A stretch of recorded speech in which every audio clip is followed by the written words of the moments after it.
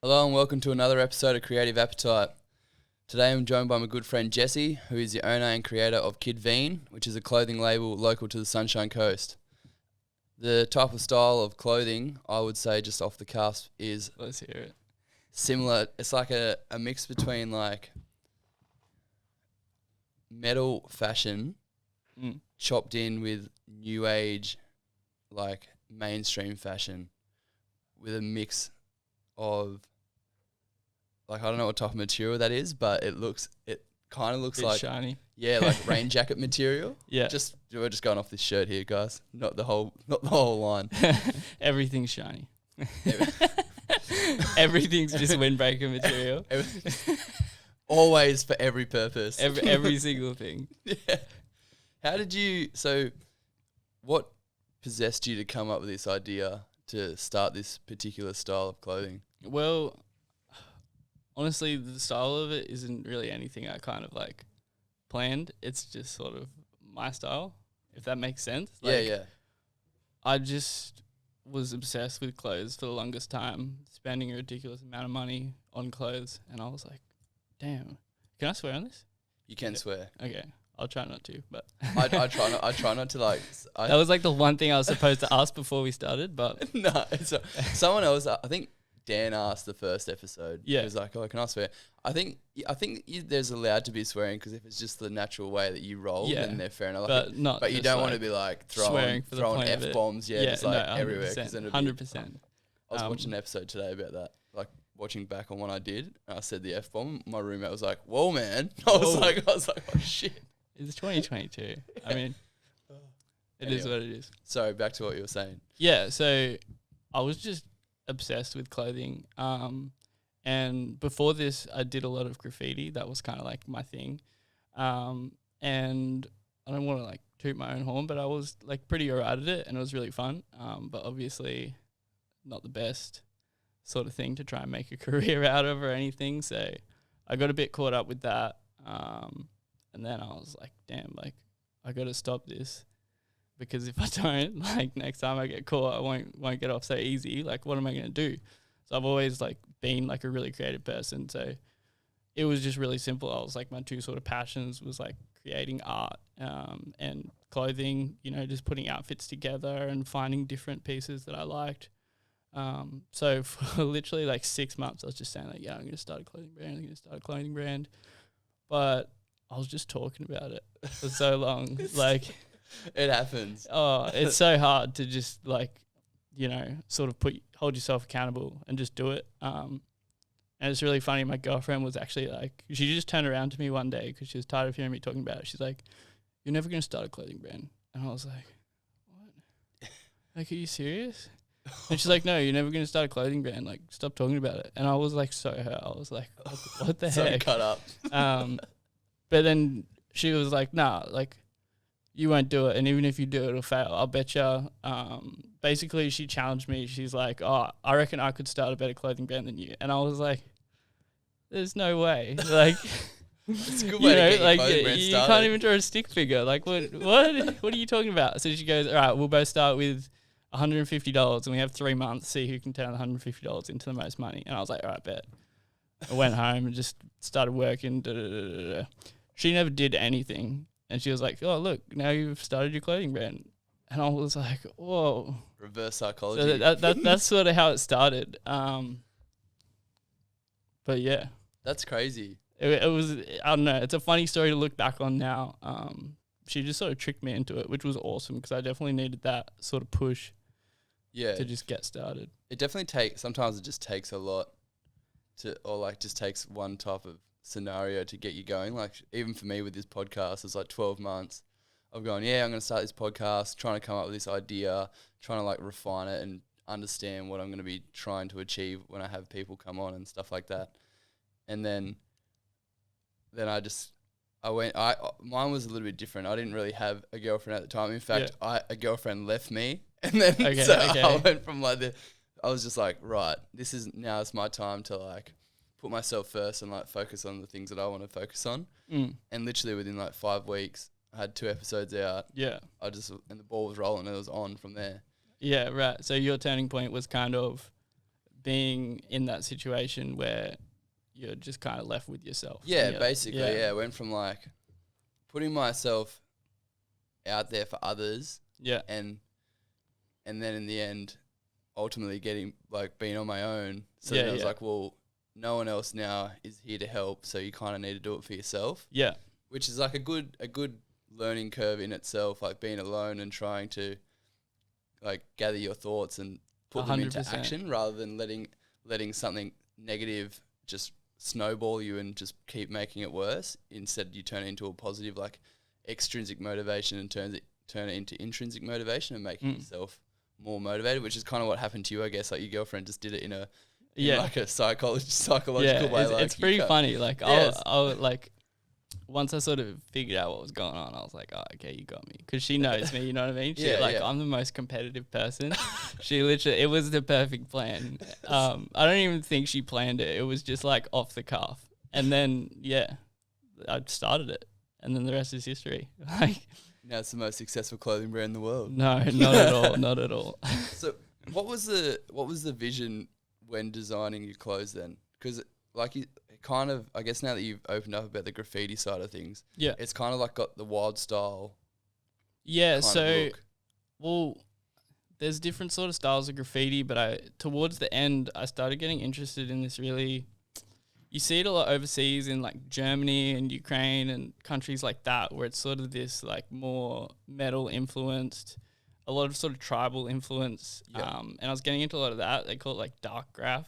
So it's sort of more like evil looking. Yeah, just like evil looking letters. And I became like obsessed with it. Like, you know, obviously very similar to like, you know, your cattle decapitation, like all of the metal bands, logos and stuff. And Vean was one of the words that I was writing for graffiti as well. So I just sort of took that and I was like, cool. And then did the kid part just come because you were... Yeah, I was kind of getting into a little bit of mumble rap and whatnot. Kid was kind of like I don't know, it just sounded like a cool add-on. Little Vean. Just get some tattoos on your face. But no, I don't know, it just sort of fit. I was like, I didn't want to get hung up on the name because I know that's something that is really easy to happen, like think too much about what you want to call it. And I was sitting there for ages trying to come up with something. And then I was like, well, I've been writing words, many different words for the past like 4 years. I'll just take one of those that I can't use anymore because people know about it. I'll just use that and run with it. Yeah, when I was like looking at your clothing, it kind of reminded me of, is it Suicidal Tendencies that have that real crazy, I think it's Suicidal Tendencies, the band. They got they got like a real wild style, like there's one particular album cover, or maybe it's their name in general. I don't know if it's Suicidal Tendencies. Suicidal Tendencies has sort of like that cholo, like Mexican influenced. Okay, maybe it's quite simple. No, maybe like Dark Throne or I can't remember.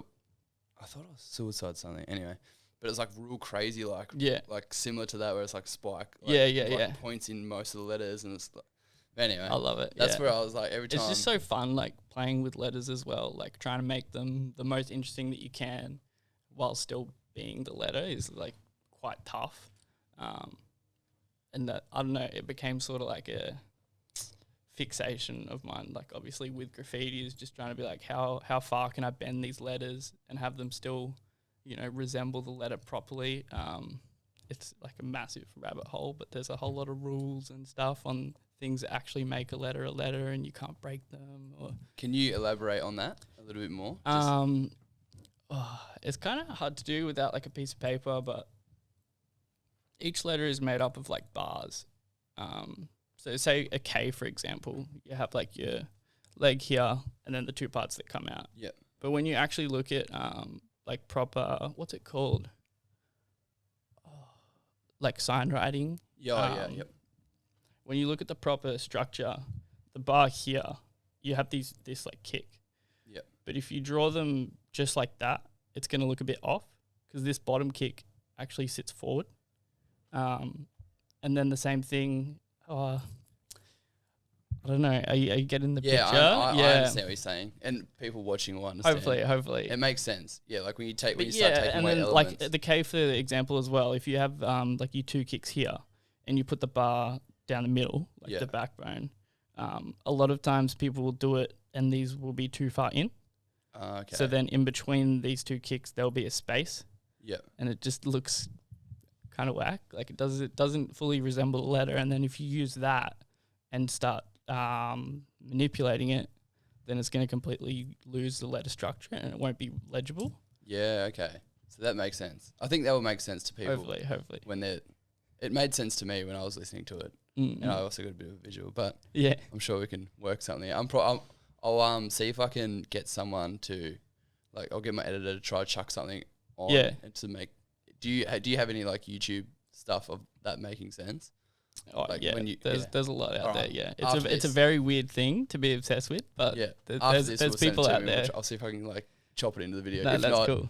You guys are just gonna have to deal with it. You guys just have to deal with it. So is this video as well? This is video. Yeah, it's getting recorded, and it's so it started off on YouTube. Yeah, and then it went to Spotify. Okay, cool. I did it the reverse way. I think most people just get the audio first, and then they go to YouTube. Yeah, but I don't know. I think because I wanted to make it visual. I think 100%. It's cool to just sit down like on a Friday night or whatever with your mates and just watch two lads talk some shit. Yeah, 100%. But so I want to touch on the graffiti stuff because I'm a big fan of graffiti. Yeah. I love graffiti. When did you start? Was that like your first creative outlet? No, not exactly. Like my dad was always an artist growing up. So I was always drawing and stuff, but that was the first sort of thing where I was like, oh yeah, cool. Like this is sort of my main thing I do with art. Sort of started like drawing stuff in like 2011, 2012. And then in like 2014 is when I sort of started actually painting stuff. And then that went right the way through to like early 2017. Painting up walls? Yeah. It's I think graffiti is it's so undervalued. Yeah. Because it's still an art form at the end of the day. It's an interesting thing, like the scene as well, like it's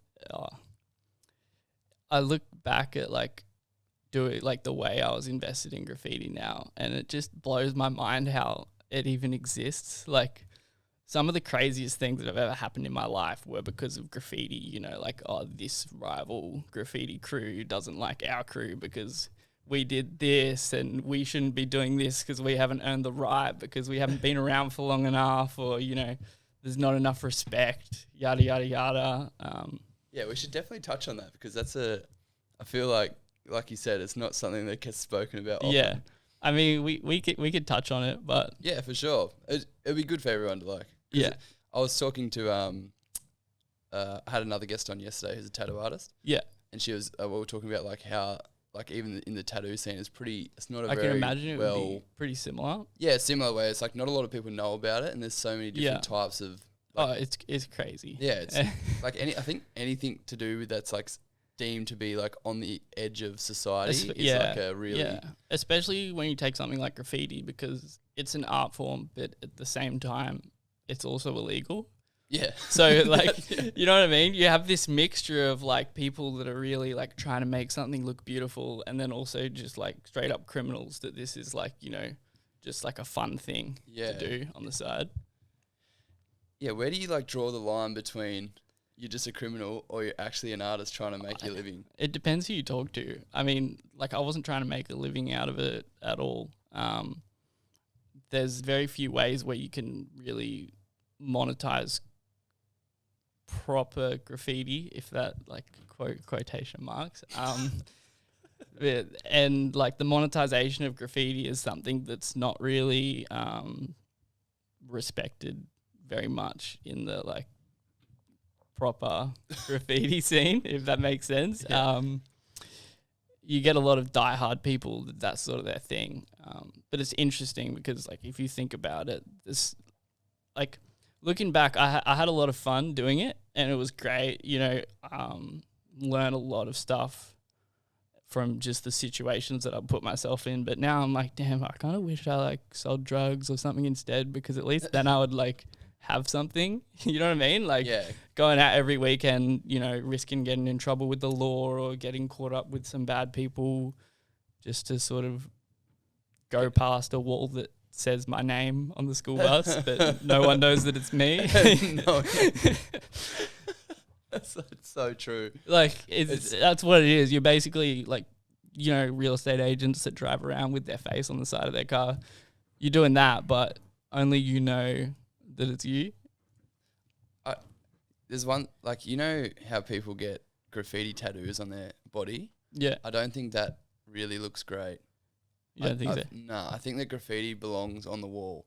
Or I've just seen really bad tattoos of people trying to do graffiti on someone. I don't know what it is. I just think that the colours become more prominent when they're on a wall. Oh, colour. I don't really mess with coloured tattoos in general, apart from red. Red, just straight just red. black and red. Yeah, that's what I got. So with your clothing label, yeah, what was the first piece? Now, like, because obviously you and your missus were in this battle. Yeah. So what was your first piece? What did it come out? Were you just rushing it, trying to get it out? Well, even though we made that sort of deal, it didn't end up coming out for a while after that, because it's damn, I forgot what I was going to say. Yeah, so I went home, did up a bunch of different designs, found the one I wanted to do, and then I was like, okay, cool. Now I have to put this onto a t-shirt, which was kind of like a big obstacle for me because I was, washing dishes. I think I was like 17 when I started. Like a little dish pig. Yeah, exactly. Oh, yeah. Like I didn't have money. No. So I ordered some t-shirts online, and they just sat in my room for like months because I was trying to figure out how I was going to get the graphic that I had on this piece of paper onto the t-shirt. And then, looking at screen printing, it was like, not too bad of a price per piece, but the minimum orders, like 20 or 30. And that adds up pretty quick, especially when you're earning like $100 a week. So I'm like, damn, I don't know what I'm going to do. But I ended up finding some guy on like Facebook. I just posted on Sunshine Coast community board. And he was like, I can print them for $8 each. And I was like, sweet. Got that done. It was kind of similar to what I have now, except now it's a lot more like refined and like better. But it was just like plain white t-shirt and it just said Vean in sort of like a similar style of lettering. Yeah. And how did you come up with the logo design? Just sort of playing around with the letters.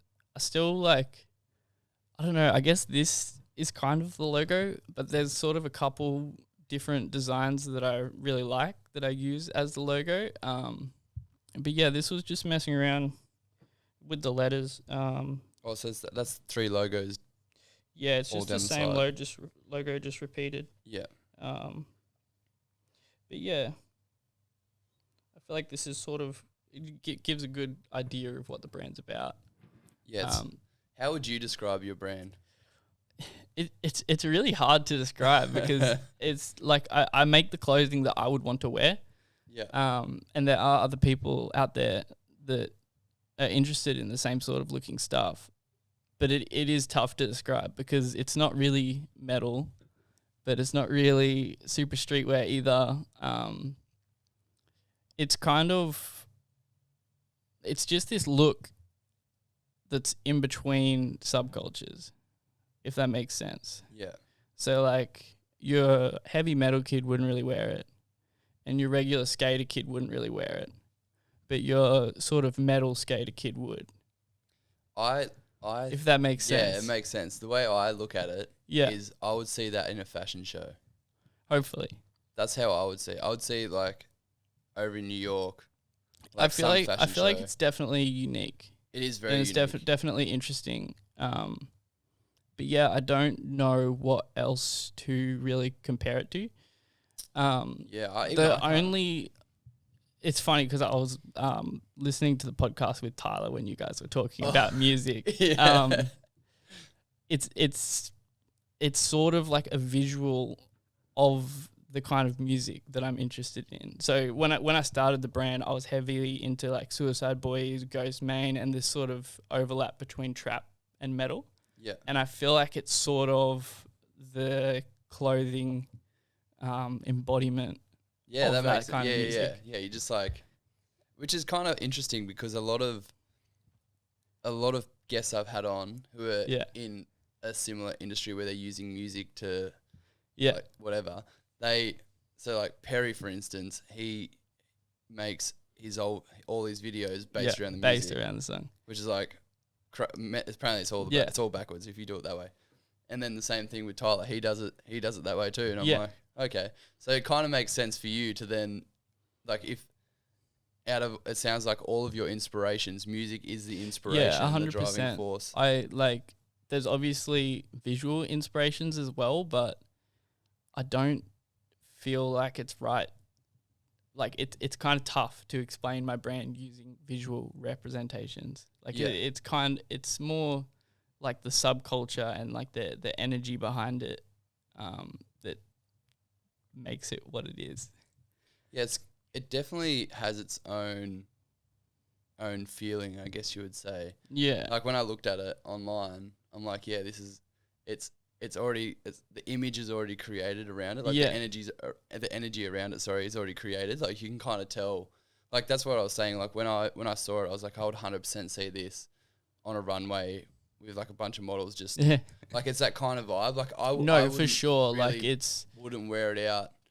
I don't know. I think people would wear it out. Obviously, you wear it. It's your brand, but I would more think of it on a runway. Like for sure, because it's so abstract. It's definitely for more like people that are really, really interested in fashion and, 100%. But people that aren't your typical fashionistas, which is essentially what I was. You know what I mean? I was like a little 16-year-old kid running around painting stuff. But I was also going home and watching like the Mason Margiela runway show. Like you don't really find that. You're like in a league. You reckon like my words started getting jumped off. You're kind of off the edge a little bit, where you're not really fitting into any kind of stereotype. No, I'm sort of trying to build my own, which is tough. But slowly but surely, I'm finding like-minded people out there. Is there any clothing brand similar to yours? Let me think. There are. I'm just trying to figure out what they're called.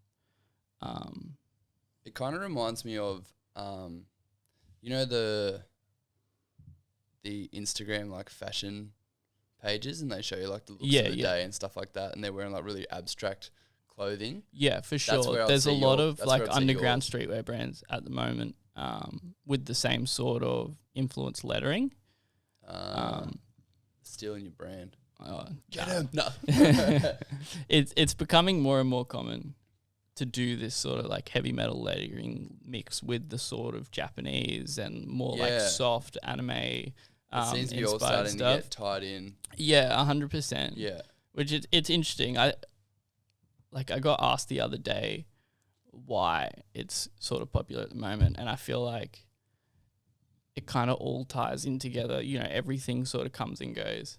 And I feel like tribal is sort of making a comeback, kind of. I might get hate for saying that. Like, not like the tribal, armband that your dad has. But I feel like a lot of, like, if you follow a bunch of, like, tattoo pages at the moment, tribally sort of stuff is coming back along with the Y2K sort of stuff. And I feel like this is a combination of them both. When you were in school and you were going home watching these runway shows, did you ever tell your friends about it? I didn't really have friends. Oh, don't say that. No, I had a couple, but I was definitely that odd kid. Well, being an odd kid is like a good thing. It's the best thing now. Yeah. Like, it's hard. I wish Jai's episode was out, so I could know what he spoke about, so I don't cover the same things. You're not going to cover the same. I don't know. I don't think he's an interesting character, old Joe. But well, the other thing is no one knows. Well, now they're going to know that you're his brother. Oh, true. I'm Jai's brother, by the way. Hey, everyone. I mean, we look and sound identical. You do. You are. They'll hear the intro and be like, "What? I think my Spotify's screwing up." Playing the same episode again. Same dad? Yeah. Yeah. Same dad, same mum. Same mum. But yeah, so we lived overseas in Indonesia for a few years. and there's 3 of us boys. And there's another one. Yes, there's another little one. Oh my God. Josh, you should definitely have him on here. Is he creative as well? He's creative. Sick. He hasn't like set much up yet, but he's a creative person and he's a character. That's so cool. That's so sick. He's definitely someone that's fun to talk to. It's mad that you're all like a family of creatives. Yeah, 100%. Well, I feel like this is the reason why is because we all got taken over to Indonesia for 3 years. And when we look at it, it was really crucial sort of ages. Yeah. So for me, I left at the end of year 6 and came back halfway through grade 9, which I can't off the top of my head figure out what ages they are. You'd have been like 15. Yeah. About grade 9. So I feel like it's a really sort of crucial part of growing up. Those ages are. Well, it is, especially because you got to come into... I left after year 6, which is primary school. Everyone was sort of playing with Beyblades and trading Pokemon cards. Love Beyblades. And I came back and all my friends were like starting to smoke cigarettes and, you know, like go partying on the weekend. And I had just sort of been put in a time capsule because we were living in another country. They spoke a different language. I didn't have any friends over there. So me and my brothers, we would just hang out at their house all day. And what I would do is I would just go on the internet and I'd just find things and be like, yeah, cool. Like this is my new interest. I came back in year 9 and I was like yo-yoing and doing magic tricks. And everyone was like, bro, you're not supposed to do that. Like, but because of that, like I was already so heavily like, I was so happy doing these things that I discovered on the internet, and I didn't have that sort of outside influence that all these other kids had of that group mentality where, you know, the cool kid picks what's cool and then you all conform to that. I didn't have that. So I sort of missed those years where that gets drilled into you, and it was tough going through high school with that. But now that I'm out of high school, like I'm just doing my own thing and I don't have any sort of second thoughts about doing any of it. Yeah, definitely. It makes more sense, I guess, if you, like, once people hear Jai's story as well. Yeah. And then you can tie them together. Yeah, yeah. Because when he was telling the story about being in Indonesia, yeah, he was like, we didn't even go out. Like, we didn't even leave the villa. No. Like, we just stayed in the villa for 3 years. It wasn't a villa. It was a house. Yeah. Like, it's hard too because we got called ungrateful for so long because everyone was like, oh, you lived in Bali, man. Like, that's so cool. Like, blah, blah, blah. But it's a third world country. And, like, you know, like, it's like, yeah, man, like, you went there on a holiday and you hung out in Kuta and lived in a hotel and went to the, you know, westernized areas of Bali. We were living in, like, Bali, like the third world country. Like, we were living where the working class Indonesians live in a working class Indonesian household. Like, our toilet didn't flush. Like, it wasn't great. It's like you weren't, like, living in the nice tourist area. No, it's like no. We lived in Monang Manning, which you can look that up. We would go out and they'd be like, where you stay? And we'd be like, oh, Monang Manning. And you'd have to repeat it like 3 or 4 times because they wouldn't believe that we lived. And then they'll be like, oh, what are you doing living there? But yeah, as you were saying, so he was that. I remember he said that it was like the ghetto of Indonesia. Yeah, it was. Where you were living. Because it was. Correct me if I'm wrong. I'm pretty sure your parents were Christians and they were like over there on like a humanitarian kind of. Yeah, exactly. Thing. Exactly. So we were living off money that the church would send us, which I don't know how much it was, but I can't imagine it was a lot. Like, depends what church. It was Catholic church. No, it was like local church in Coolum. Like, it was not a big church. We definitely should have gone to one of the massive ones. But join the Romans, Catholics. But no, it was a great experience. We hated it over there as kids, but I definitely see the benefits of it now. And we have some wild stories as well. So yeah, I mean, he told some pretty interesting stories. Especially, it's actually really cool to tie in to see what your view on the whole experience was. Yeah, because for him, obviously he's your brother. I'm sure he's told you, but like from my point of view, from what he was saying, was that it allowed him to become more creative through music. Yeah, and 100%. he got to use, like, he got to learn about different genres and then teach himself, which is super talented. Like, he can play like crazy. Well, I don't want to say we were like povo, but we didn't have a lot of money. And like I said, we would just research the internet and find things that we were interested in. But not even like artistic creativity, but just sort of like ingenuity. We would sort of like MacGyver things together that we wanted to like have. So for example, I was searching the internet one day looking for a new interest, and you know, like your pop, like vinyl figures? Yeah, that's a whole like deep dive subculture thing where people collect like figurines. And I was like, oh my God, like, this is so cool. Like, I'm into that. And then it's like, okay, but I can't get any of those, so what am I going to do? And then after doing a bunch of research, I found out that you could get these files and print them out. And you know, in like math class, when you get that, it's like 6 squares and it's a cube, and you cut it up and fold it together, and then it's a 3D cube. Yeah. I know what you're talking about. You can get those for like actual little figurines. Oh. Yeah. That's crazy. So then it's really cool. So I've been getting into a lot of 3D modeling at the moment as well. And I've made my own ones of those that will be available soon, where people can download the file and print it out and fold up a little Kid Vean devil character. That's so sick, dude. But that as well, like I remember Jai was like, you know, making laptops out of cardboard boxes from when he was like, you know, 5 or 6, like way back in the day. But yeah, we've all been creative, not just in the artistic way, but also in just sort of working with what we've got. Yeah, which I think it's a vital part of life to have if you are available. Like, if 100%. If you're like, not like, what's I trying to say? But like, if you've been brought up that way, I think it's a really beneficial life skill to have. Yeah, definitely. And like, it's been the most helpful thing now. So I get a lot of people messaging me, asking me, you know, questions about starting brands and stuff. And like, it doesn't bug me, and I'll always answer the questions if I can. But a lot of the questions that I get to me are like super simple. And I feel like it suits the whole sort of vibe that I get from your podcast as well, where it's like, if you want to do something, like, you'll find a way to do it. Yeah, 100%.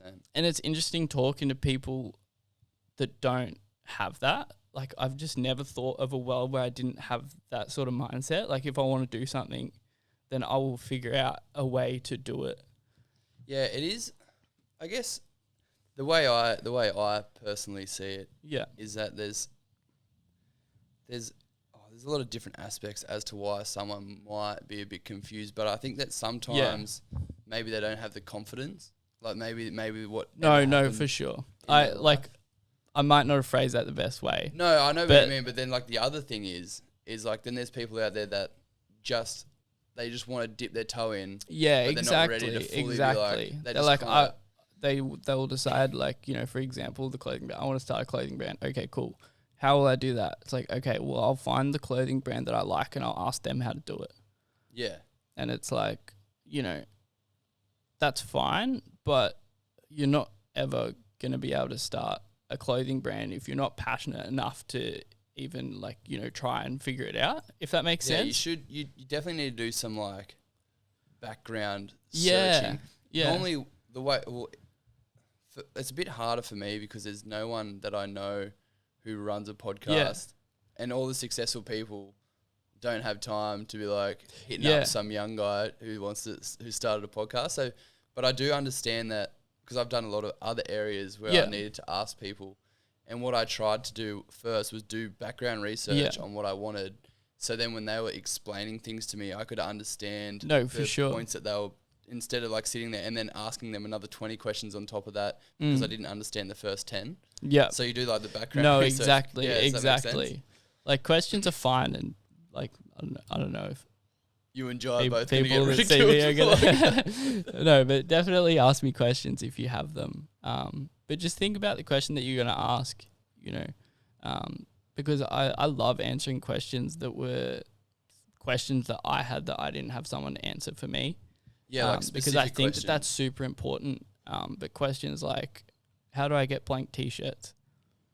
It's like, That's you know, it's pretty. You should pretty know self-explanatory. If you have this whole brand planned out, then I'm sure you'll be able to find out places where you can buy blank t-shirts.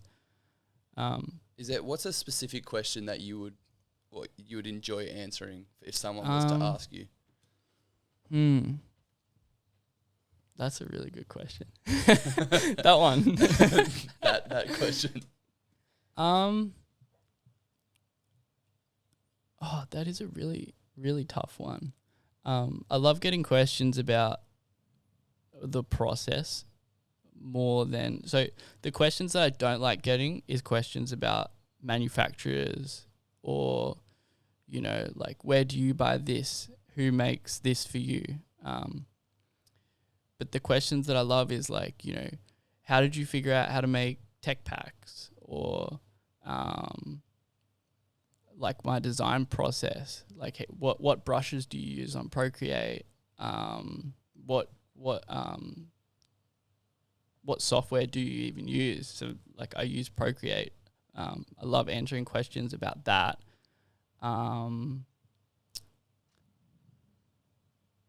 That's all I can really think of at the moment. But yeah, like sick. Questions about the really process, I love. Yeah.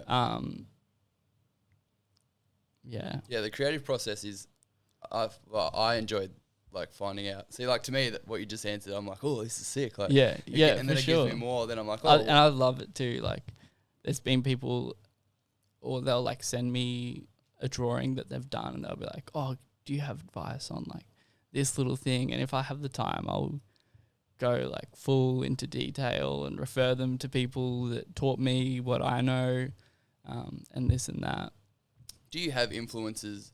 Do you have mentors that have helped you through the clothing brand process? Not people that I know, but there's a lot of stuff online that I look at. One of the main guys that I love, not necessarily clothing, but just for design, is this guy called Ethan Becker on YouTube. And he's like completely changed the way I approach any sort of illustration of anything, which has been amazing.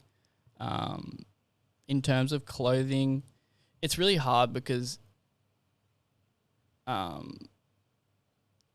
really struggle with the business side of things. So I would love to have a mentor. Help me. Help me. No, like for the long, like it's really tough because all I want to do is just create. And like I've had this brand for a long time, but honestly, like business wise, it hasn't really gone anywhere up until about a year ago when I realized that I hadn't done anything to make sure that the business side of the business was actually running. But one of the greatest tools that I've found is podcasts. So there's a brand called Rebel 8. You might have heard of it. They've been around for like 15 years, very like tattoo inspired. But it's one of the few big brands nowadays that's actually still owned by a single guy. His name's Josh. And he started a podcast called the Rebel 8 Podcast, and he just talks about stories of him running his brand and getting where it is to today. Just all the mistakes that he's made along the way. What other podcasts have been good? There was a podcast I listened to recently called Brantrepreneur. I've been sort of circulating that in and out. That was really cool. It's these guys that used to own a record label. They were one of the first sort of record labels to put on the grime scene in UK. Oh, nice. Yeah. Yeah. And they sold that, and they were going to make this new startup business, and they sort of did this podcast and did this 60-day challenge and sort of walked through everything that they were doing while starting the business, like building their brand deck, finding investors and all of that. Yeah, that's sick. I want to touch on the logo because before we jumped on the camera, just before we jumped on the podcast to record, you were saying how that you actually design all your designs yourself, including the logo. Yes. And I feel like we should talk about it because there seemed to be this little gripe that I'd say graphic designers have, maybe not with you specifically, but with people that somehow must be talented enough to just figure it out for themselves. Yeah. So how did you start, like when did you start dabbling in online designing, like graphic designing? Graphic design. Well, I basically started when I decided that I wanted to start the clothing brand. So I went home, as we said earlier, and just started working on what this clothing brand was going to look like. And once I had the first design, I was like, okay, cool, this is sick, but I need to get it onto a T-shirt. And I have no idea how to do that. I didn't even know anything to do with graphic design. And I found this app called Procreate, downloaded it onto my iPhone 6s, and I went to Officeworks and got a little style, and I took a photo of the picture and I just sort of traced over it and drop filled it. And that was my first sort of dipping my toe in the water of graphic design. And that's all I've ever used since. Obviously now I have like an iPad Pro and a MacBook and stuff, but I was using the iPhone 6s for way longer than I should have. But at first I just approached it the same way that I would approach drawing on a piece of paper. And then over time I sort of learned how to use different layers and all of that. When you talk about different layers, do you mean like different colors and then you like gluing them together? And then no, so in graphic design software you have multiple layers. So if you imagine it almost like if you had transparent sheets of paper, and each one had a different aspect of the design on it. Oh, so yeah, I get what you mean. It makes it a lot easier to edit things. So you'll have the way that I approach drawing something, like an illustration, say I'm doing like a picture of a face or something like that, I'll do my sketch and then I'll create a new layer and then I'll use that to do the outline. And then you'll put like your fill and your shadows and everything on a different layer so that you can, erase one little bit of the outline without taking out all of the color that's inside there as well. Yeah, okay. So if you need to make like small adjustments, you can just move the layer off and then put the other layer back on. Or if you're not sure how something will look, you can open that on a new layer and draw it in there, and then you can just move it around. Yeah, that's freely. Sick. That's so handy. Oh, 100%. Technology, man. 100%. So I haven't drawn on paper in the longest time. I did this project a couple of weeks ago where I had this like mannequin torso, and I covered it in tattoos. Oh, I felt so silly. I made a little mistake and I tapped the mannequin with 2 fingers because that's how you undo on my iPad, and I was like, oh my goodness. I need to stop. I need to draw on paper. This is bad. Ultimate futuristic human. Oh no, I felt so silly. I was like, I definitely need to do some more pencil and paper stuff because it's taken over. If you were to describe all right, we're going to create a bit of a scenario here. All right. So, let's say your brand, you get the ultimate freedom to create a fashion show. Okay. It's going to be in New York. Yeah. You're going to have any model you want, whatever. Like there's no budget. There's like you can invite any guest you want. Yeah, okay. What would it look like? Who would you invite? And what season would you find better? And what I mean by that, like, would it be like a summer style? Yeah, or winter style? It'll be a winter for sure. All right. Okay. Oh. So this is like the ultimate Kid Vean line. This is the dream that you. When you're laying in bed and you're like manifesting. Kanye hits me up and he's like, "Yo, like, unlimited budget. Yeah. Do whatever you want." Yeah. He's like, "I believe in you. Just do what you want. Go for gold." This is sick. Definitely a lot of black. Oh, I don't even know where to start. This is tough. All right. Start at the venue. The venue.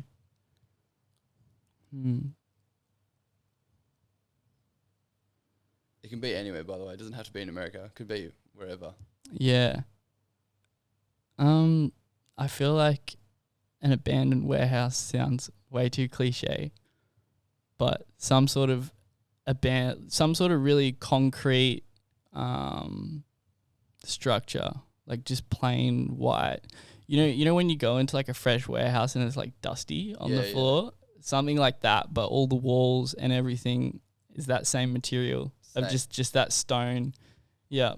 And then I would probably get some different looking models, lots of tattoos, sort of not what you would, not the classical like beautiful or handsome look. The alternative kind yeah, of definitely like heavily tattooed, interesting hairstyles. Yeah, pretty much it's alternative. Kind of like the Berlin style. Have you seen like Berlin style definitely fashion? Like that kind 100%. Like Berlin, Ukraine, that's like my favorite. Like that's cold, my jam. It's very cold. 100%. Yeah, I really like it. Have you seen Gosha Rubchinski? Actually, I think I have. He did a collab with Adidas. Yeah. There's another guy. I don't know if you know much about him, but his name is Sven Markvart. He's the head bouncer at Berghain in Berlin, but he's also a photographer. And I'll send you his stuff. Definitely. So he photographs like all these different alternative models, but it's so. I think you'd love it. It's like perfect. Just for like really raw, real cold, like funeral style, like 100%. in churches, like he like pretty much white faces girls in like makeup and puts them in like wedding dresses and then puts them in these really weird alternative like that's sick. It's sick. You'd enjoy it. Yeah, but that's what I'm thinking when you're like describing this. No, definitely. I really love stuff. It's almost like stuff that should be ugly. Yeah, if that makes sense. It would be sick to get like some really interesting models and like shave off their eyebrows and put them in like a massive like Kid Vean puffer jacket with some Air Forces. Yeah, I reckon that'd be sick. Yeah, that would be ultimate. That would be the ultimate. I reckon you can do it. Yeah, definitely. I reckon you can do it next year. Yeah, and the next year you might not have to run it obviously over there, but I'm sure you could run your probably own have a smaller show. budget, but I think with a fashion show you probably don't really need a budget. Like not really. Apart from like paying for the models and stuff. No, well, I mean, the way runway shows usually work is what you see on the runway isn't the pieces that will actually come out. Yeah. Okay. So, like for most people when they see a runway show, they're like, "Oh, that's stupid. Like nobody would ever wear that." I don't know if you've ever seen any like high-end like runway shows, but the stuff that the models are wearing is like very crazy. Yeah, it's like very out there kind of. Yeah, 100%. But the way it works is you have like your runway show, and that's sort of like the big idea. Like that's the most raw form of the message that they're trying to portray through the clothing. And then you have your stuff that goes into like your high street stores, which is, your high price point, more experimental pieces, but they're still sort of toned down from what you see on the runway show. And then it trickles down into like, your stuff that would go into like a Maya or something like that. And it's like the most dialed down version of the runway show. Like it'll sort of have the same color scheme or whatever, but the silhouettes of the stuff will be different. Yeah, exactly. It'll be a lot more toned down because, not everyone's going to walk around in the stuff that's on the runway shows at all. They're usually like one of one items just to get like the main like point across. And then the stuff that actually hits the stores is like just different levels of toned down. Yeah, okay. See, I didn't know that. But I always used to watch these fashion shows. Yeah. I'm like, who the hell is walking down the street with that? I'm like only like, people with a lot of money. Like those pieces usually get auctioned off for like 20, 30 grand. Yeah. Yeah. I always wonder what happened to it. And then you have like your mainline stuff, which is like a graphic tee that'll have like an image that sort of ties back to that message. And then you have so that's like your mainline stuff. And then you have your higher end stuff that's on the high street stores that's closer to that, but still not quite as extreme. Yeah, okay. What do you think of Kanye West's fashion? It's really hit or miss for me. Like I love a lot of it. Some of it I don't like. I think he's definitely on like a different wave and I respect that a lot. it's just hard to talk about Kanye. Like, Don't even know. there's just so much about him that it's hard to just talk about his outfits, if that makes sense. Like, at the moment, I just don't really like Kanye, so it's kind of hard to talk about his fashion objectively. But no, I think he's bussing. I like it. I don't know. He just needs to chill out on Instagram. Yeah, it's pretty funny though. I find it. Well, I was cracking up about it, and I thought it was very funny. But something that a good friend of mine pointed out to me was that everyone's looking at it thinking it's funny, but what he's doing is like not good. Like, it's quite toxic. There was a post on Facebook that's like, everyone's laughing about Kanye West except for those that have been in an abusive relationship, and I was like, damn, I didn't even think about that. Like, well, true. I guess you do, but the thing is, mainstream media doesn't allow you to think of it like that. Exactly. Because this is a problem with mainstream media, or just media in general, is that you are conditioned to believe what they put out. So no 100%. Like using their brain. I know, I saw a post that's like, Kanye West was camped out the front of Kim Kardashian's house in a ghillie suit, and I was like, that's hilarious.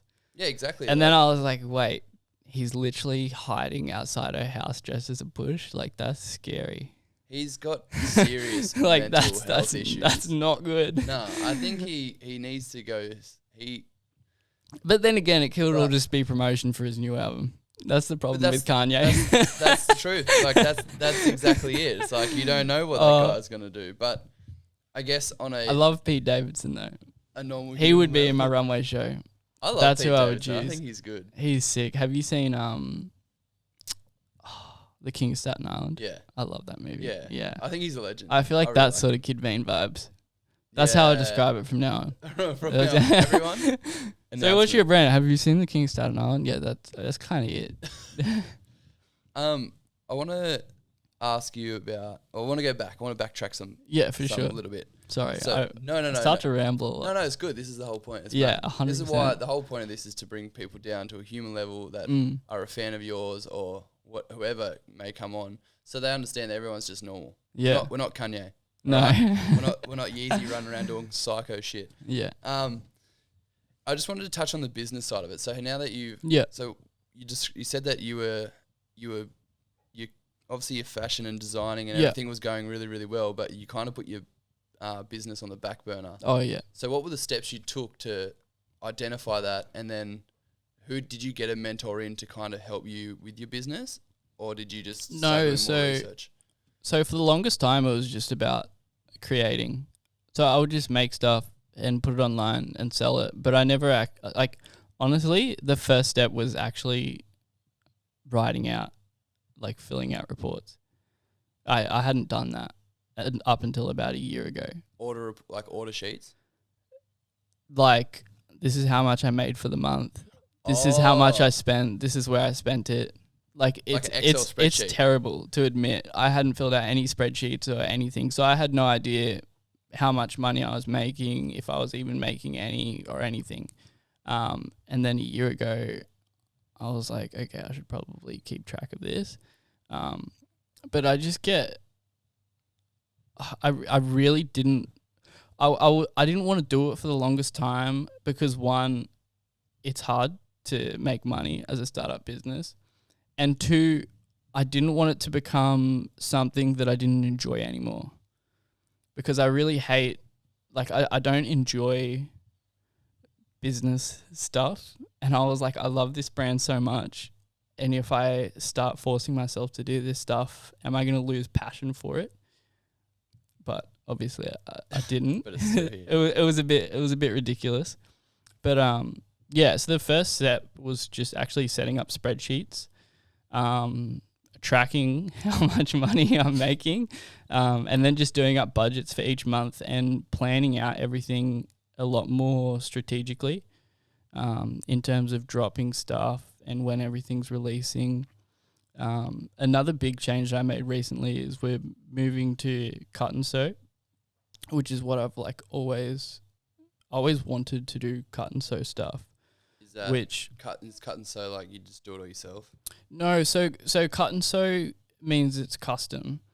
So for the most part, when you start up, you know, a clothing brand, it'll be getting T-shirts printed with your graphic on them. But cut and sew will be actually doing all of the dimensions of the T-shirt yourself and having those T-shirts made and then get printed, which is what I always wanted to do. But for some reason, I just felt like it was out of reach. But then as the brand grew and I started to, you know, get regular orders and stuff, I'm able to fund that now.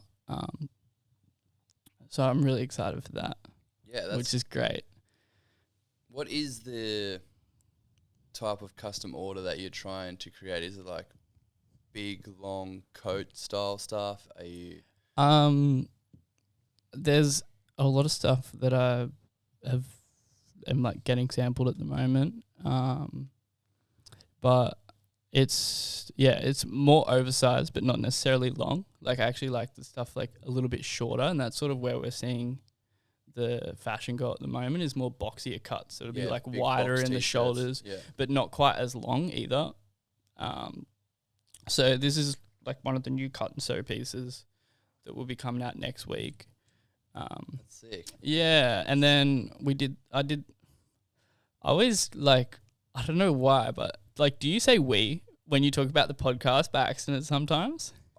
This is actually, I was so, this is funny, it's crazy, right? Today, like you always feel like you should say we because it's like a brand, but you're just one person. I did this today, literally. I put a post up on the motto of our podcast. Because it feels weird saying I. I'm like, literally. My podcast, I've only recently got a full-time editor in. Yeah. Editor. Bloody hell. To obviously edit my videos. Yeah. But I'm still, technically it's still kind of me. Yeah. But then on there, when I'm writing, I'm like, we're at the Creative Avatar. See, for me, it's just me. Like, that's it. I've paid some photographers and paid some models, but aside from that, it's all me. And I'd actually love to talk about this because this was really interesting for me when I was starting out. The floor is yours. Yeah.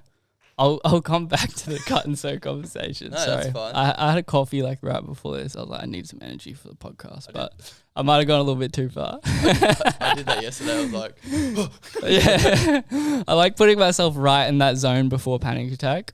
Yeah. So the I and we thing. So when I was starting out the brand, I always tried to hide the fact that I was just one person, and I always said we.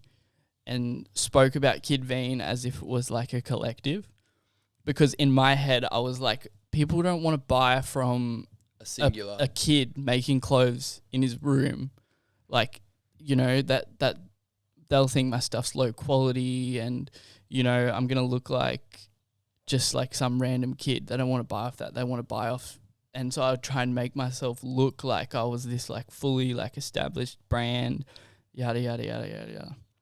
But that is like so not the case. And nowadays I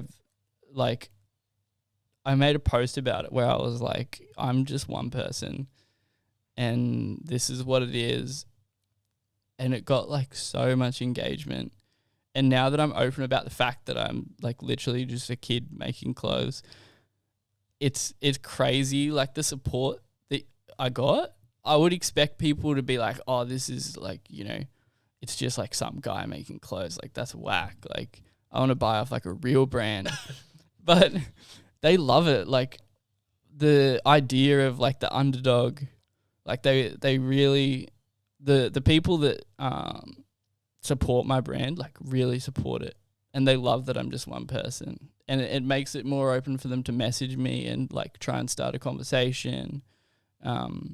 It's great. Like, it's just, this is what you just said has inspired me to, I'm going to literally go back now and just take out all that stuff. Do it. Because like, it's so true. It feels wrong, right? Like you feel like you should look like, you know, like say out and we and make yourself seem bigger than you are. You actually are.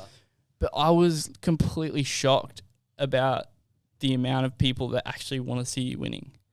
So a lot of the people that buy and support Kid Vean are actually people that are starting their own brands because they see me doing it and it makes them see that it's achievable and that they want to see me win.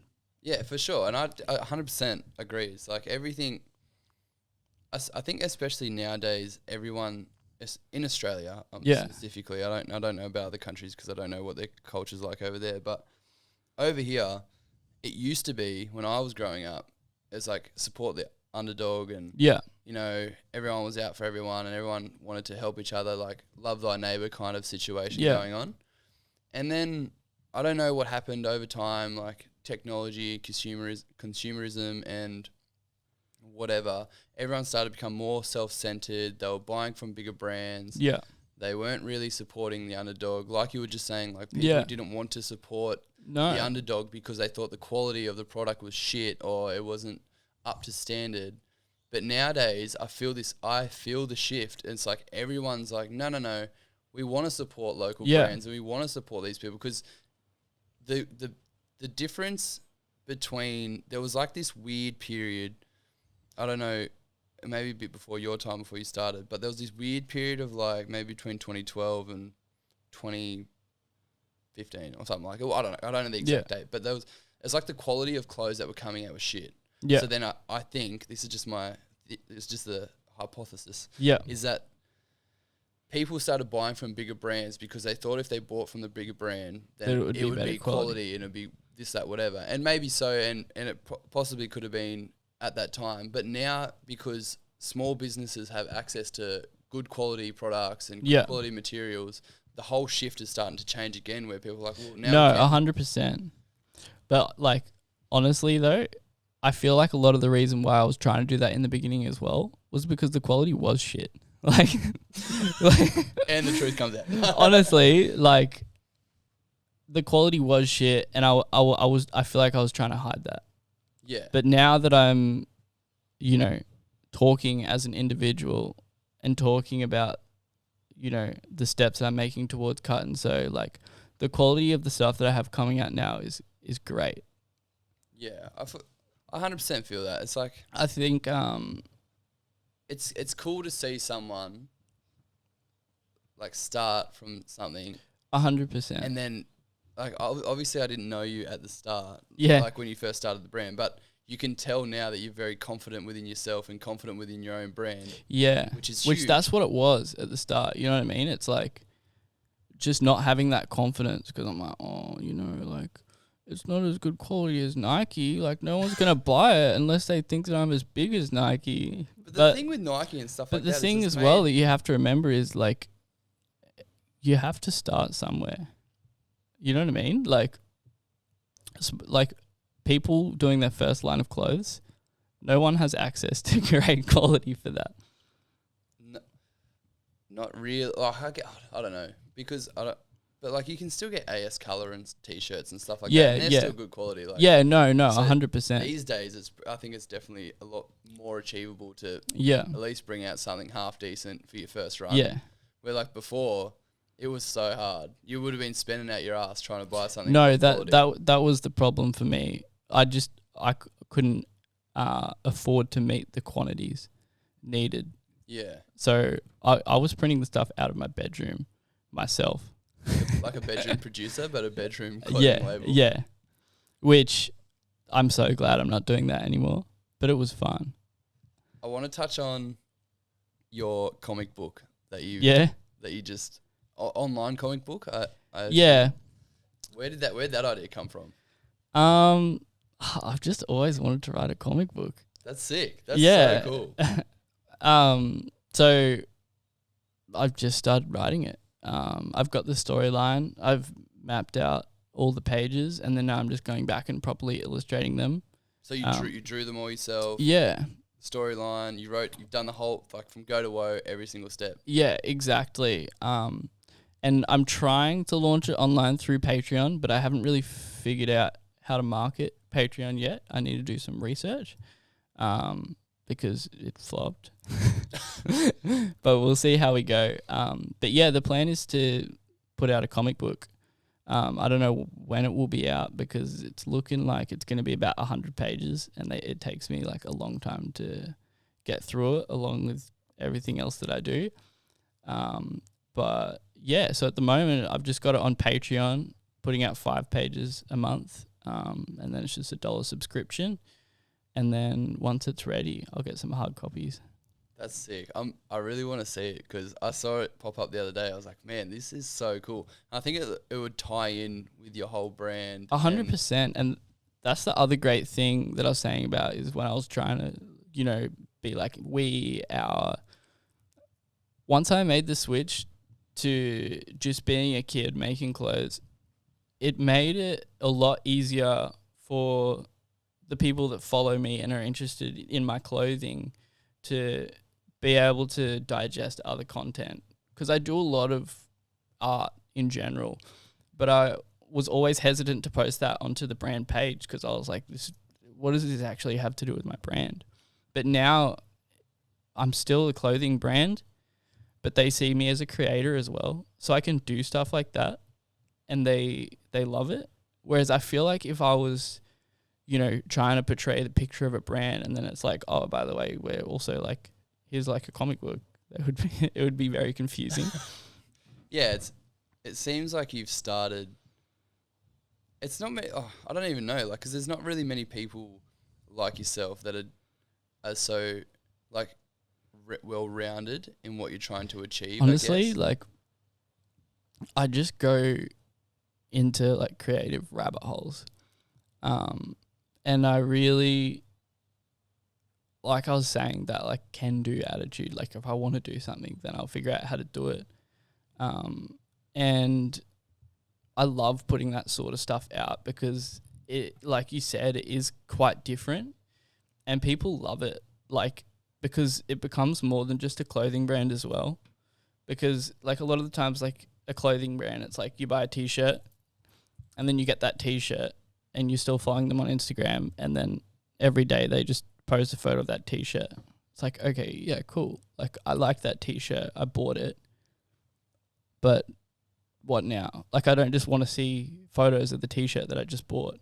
Yeah. So it's like offering more content that has value as well. Yeah, you're like trying to create like a community 100%. 100%. Which is perfect. Yeah. That's exactly what you're trying. Yeah. That's what you want. Especially like it's the most important thing for me as well, because like you said, like my stuff is very different. So it's a small niche. Like my target audience isn't like your average Joe, which means straight off the bat, you're already in a hard. Exactly. I'm already in a hard market. But the thing about that is because it's so pinpointed to a specific type of person, when they discover it, they love it and they hang around. Like 80% of my customers are people that come back and buy most releases that come out. And I love that. But then the next problem is, like, how do I give these people more content in the meantime? When I'm not releasing a new product, because I can't just release a new product every day. I'll go out of business. Yeah. So is your the way you release, is it through collections? So you design a collection, no, then just drop so the whole collection? I just drop pieces at the moment, especially doing the cut and sew stuff. That's sort of the way it has to go. Once I build the brand more, I'd love to do collections, but at the moment it's just pieces. There is a friend of mine runs a clothing brand called Illicit Block. Yeah. And I think you would really get a lot of insight into the way they run it. Yeah. It's very different to what you're doing. It's more like crew neck jumpers, box t-shirts. But they're all the thing that I like about his brand is that it's all made in England. Everything. Oh yeah. The shirt, like the material, like everything is sourced from England and made from England.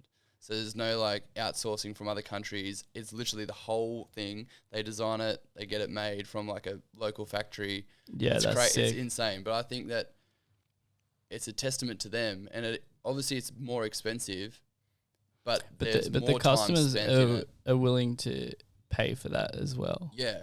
Like if you can set up the business model in the right way and market it the right way, then it doesn't matter how much the product costs you, because the customer will pay it, if that makes sense. Yeah, yeah. Like, because that's what I was trying to like allude to for yourself is that yeah, would you consider doing something like that? Because if you're only releasing like one-off pieces, yeah, then it'd give you more time to source it within Australia.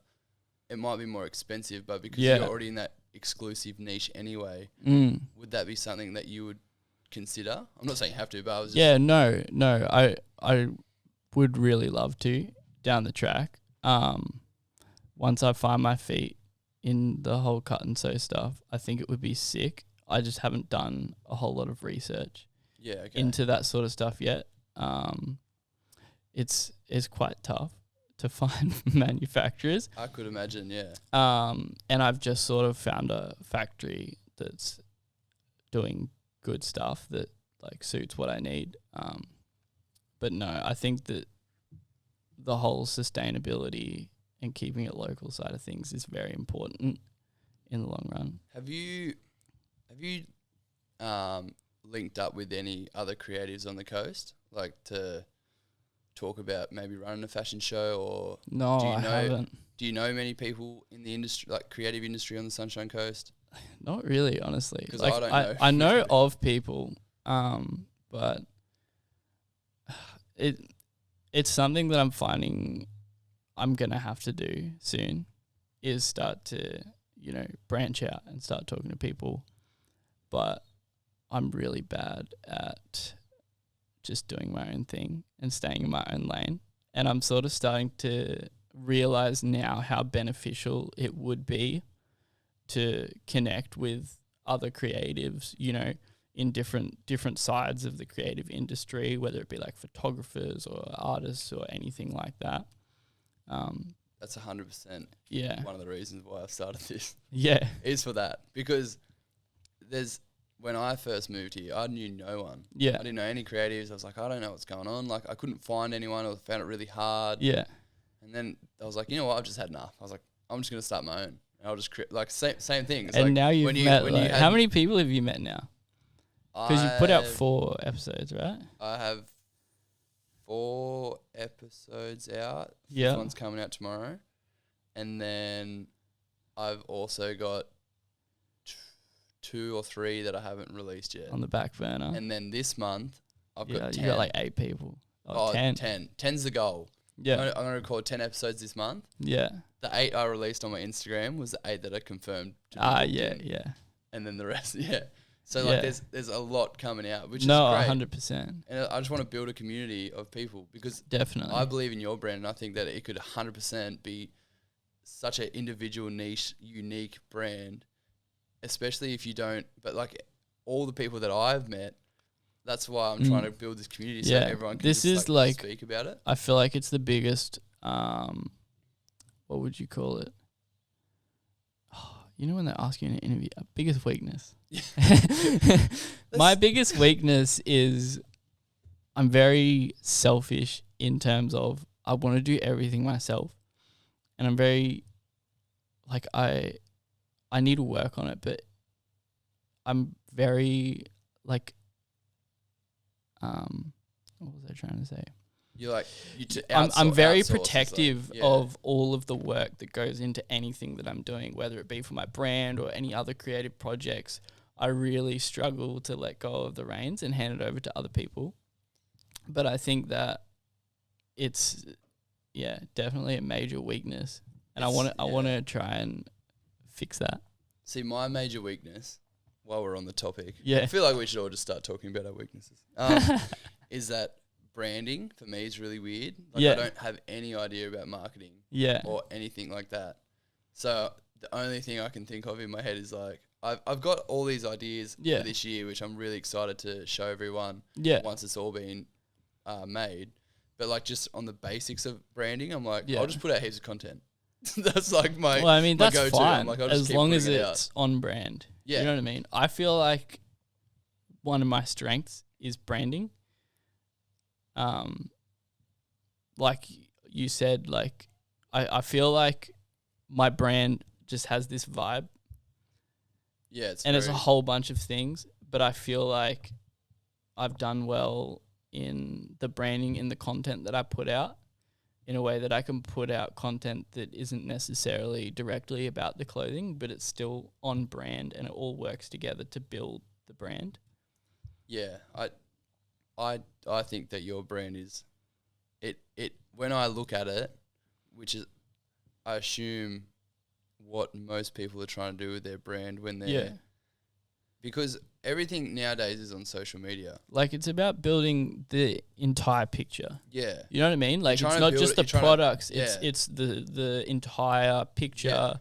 You know, like you said, the dream runway show. It's like, how do you put all of that into an Instagram feed? Literally, yeah. It's like without just posting pictures of just the random different T-shirts that you have. 100%. Because like when you go onto a page, you can tell straight away whether it's done proper, and you can get the feeling and the energy of that page, which is bizarre considering it's coming out of a phone. Yeah. But you get this feeling and this energy around you when you look at it, and you're like, oh, and you can tell if it's been done right because you know instantly as soon as you get on there, you feel it. You're like, yeah, this is this is putting out like straight away. Like you look at an Instagram account, you don't. At least for me, I don't click on any of the grid posts or anything. I'll just sort of do a little up and down, and I'll decide whether to follow it or not. And it's like, what about that page made me follow it or not follow it? And you really do have to sort of create this whole vibe. Yeah, I definitely even think this could be wrong, but even the way you put posts, like the way you post things, oh the way yeah, 100%, 100%. It makes a massive difference on whether or not they're gonna because. I was talking it to has a friend to about look this. nice. Like you can't have like a hot pink post here and then like a red post here because it'll look jarring. Yeah. This is something that I've been struggling with at the moment. I've sort of changed up my theme, as you call it, like once or twice, because I used to do just like plain white backgrounds and it looked really nice and it made the feed look great. But then I was like, it's taken away a lot of the content of each individual posts. And then it's like, okay, I'm making it look good for people that stumble on my page to invite them to follow. But what about the people that are actually already here? Like it's taking away from the content that's supposed to be for them. So I'm trying to find that balance. It's a lot harder to make the grid posts sort of fit together without, you know, that's what I'm editing them too much. Like, how do I, I've just chosen like grey / like just more washed out backgrounds.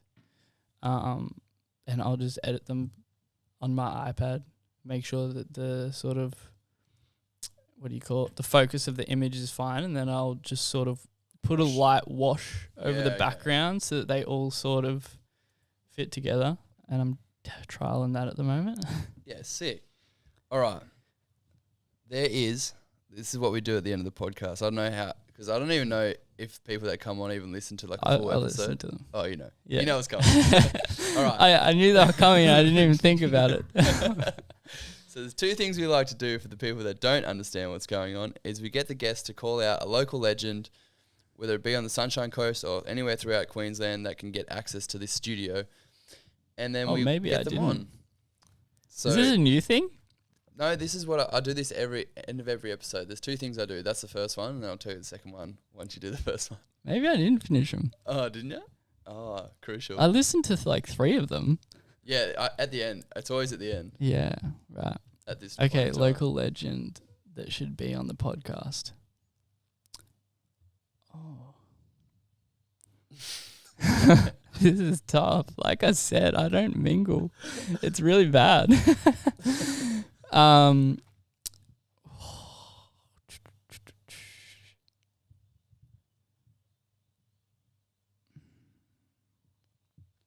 Should get my dad on you.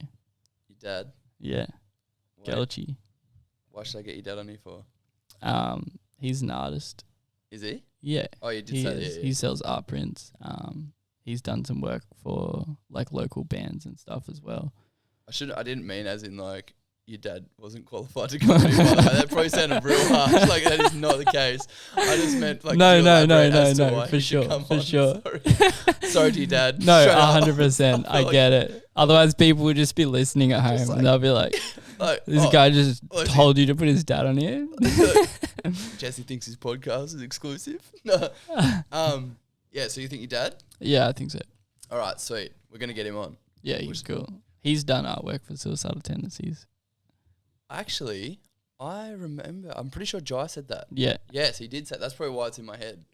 All right, and the second thing we like to do is there any advice that you would give someone if they want to start a clothing brand or they were struggling to start their own project in other aspects of the creative scene? What is something that you would either like to say to give them, like to tell them to do, or is there a quote or something that you hold on to that you use when you're feeling a little bit uninspired? Okay. It's a pretty dark quote, but I do have a quote. So, I don't know if you'd call it a quote. It's basically this thing that I heard, and when I heard it, it really shook me, and I've sort of carried it with me to this day. I got a tattoo around it as well. So, it's basically this idea, right? So, you don't just die once in life. You have 3 deaths.